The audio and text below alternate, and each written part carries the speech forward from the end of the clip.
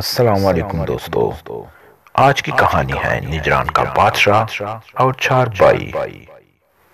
نجران کے بادشاہ نے ان چار بھائیوں کے لیے کھانا اور شراب منگوائی۔ جب وہ طعام اور شراب سے فارغ ہوئے تو ایک بھائی مضر نے کہا کہ آج تک میں نے ایسی عمدہ شراب نہیں دیکھی، کیا اچھا ہوتا کہ یہ قبر پر لگے ہوئے انگور کی نہ ہوتی۔ اور ربی نے کہا کہ میں نے آج تک ایسا اعلیٰ گوشت نہیں دیکھا، کاش کہ وہ جس بکری کا ہے وہ کتیا کا دودھ سے پرورش نہ کی جاتی۔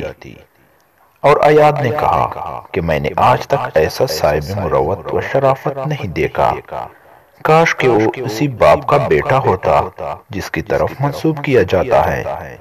اور انمار نے کہا میں نے آج تک ایسی روٹی نہیں دیکھی، کیا اچھا ہوتا کہ اس کو حائضہ عورت نہ گونتی۔ اور افعا نے ایک شخص کو ان پر متعین کر دیا تھا جو ان کی باتوں پر کان لگائے رکھے۔ اس شخص نے ان کی پوری گفتگو اس کو سنا دی۔ بادشاہ نے اس کے بعد ناظم شراب خانے کو طلب کر کے اس سے پوچھا کہ جو شراب تم نے اب مہیا کی تھی وہ کس طرح حاصل کی گئی ہے؟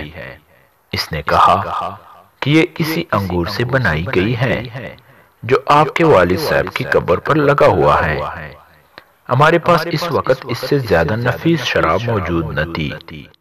اور بادشاہ نے بکری کے بارے میں چراوے سے تحقیق کی تو اس نے اقرار کیا کہ ہم اس کو کتیا کا دودھ پلایا کرتے تھے اور بکریوں میں فربا اور کوئی بکری نہ تھی، اس لیے اسی کو ذبح کیا گیا۔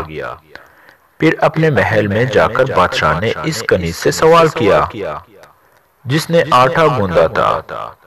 اس نے بتایا کہ وہ حائضہ ہے۔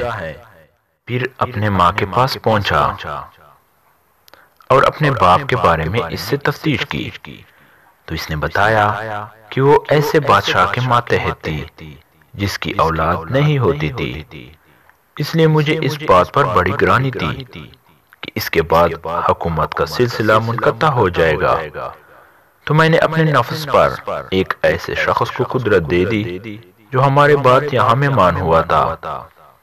اس نے جمع کیا جس سے اس سلطنت کا وارث پیدا ہوا۔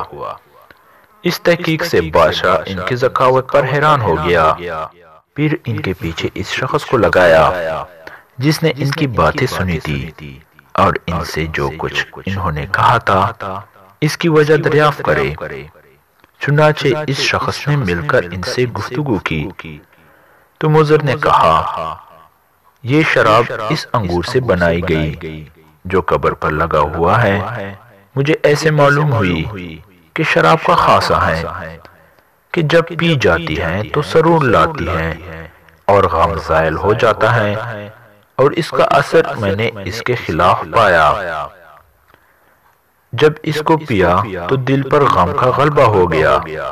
ربی نے کہا یہ بات کہ یہ گوشت اسی بکری کا ہے جو کتیا کے دودھ سے پالی گئی ہے، مجھ کو اس وجہ سے معلوم ہوئی کہ بھیڑ بکری اور دوسرے اقسام حیوانات کا گوشت نیچے اور چربی اوپر ہوتی ہے، بجز کتے کے کہ اس کا گوشت اوپر اور چربی نیچے ہوتی ہے۔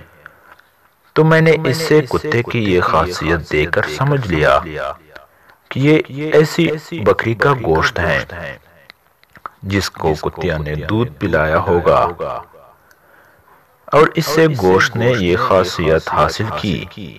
اور ایاد نے کہا کہ یہ بات کہ بادشاہ اپنے باپ کا بیٹا نہیں کی طرف منسوب کیا جاتا ہے میں نے اس طرح معلوم کی کہ اس نے ہمارے لیے کھانا تیار کر آیا مگر خود ہمارے ساتھ نہیں کھایا۔ میں اس سے سمجھا کہ یہ اس کی طبعی حالت اس کے باپ جیسے نہیں ہے کیونکہ وہ ایسا نہیں کیا کرتا تھا۔ اور انمار نے کہا کہ یہ بات کہ روٹی حائضہ کے گوندے ہوئے آٹے کی ہے، میں ایسے سمجھا کہ روٹی کو انگلیوں سے توڑنے سے اس کے باریک ریزے ہو جاتے ہیں مگر اس کے نہیں ہوتے تھے۔ اس سے سمجھا کہ اس کو حائضہ نے گوندا تھا، اس لیے چمڑیلی ہو گئی۔ اس شخص نے افعا کو اس تمام گفتگو سے مطلع کیا تو اس نے کہا یہ لوگ تو شیاطین ہیں، ان کو جلد رخصت کرنا چاہیے۔ پھر ان کے پاس آیا اور ان سے کہا کہ اپنی ردات سناؤ، تو انہوں نے جو کچھ ان کے باپ نے وصیت کی تھی بیان کی، اور جو کچھ باہم اختلاف واقع ہوا وہ بھی بیان کیا۔ تو بادشاہ نے ان کے درمیان فیصلہ کر کے ان کو رخصت کیا۔